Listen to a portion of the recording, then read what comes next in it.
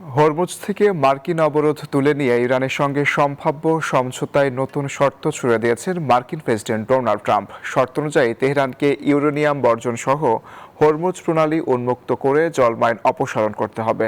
পরিবর্তে ওয়াশিংটন নৌ অবরোধ তুলে নেবে বলেও ট্রুথ সোশ্যালে উল্লেখ করেন তিনি। অন্যদিকে তেহরান ট্রাম্পের বক্তব্যকে অবিশ্বাসযোগ্য বলে অভিযোগ করেছে। আলোচনা চালিয়ে যাওয়ার ইঙ্গিত দিলেও দেশটি কোনো চূড়ান্ত সিদ্ধান্ত নেয়নি বলে জানিয়েছে। এছাড়া ইরানের জোর দাবি তাদের $12 বিলিয়ন জব্দকৃত সম্পদ মুক্তির শর্ত পূরণ না হলে পরবর্তী কোনো আলোচনায় এগোবে না তেহরান।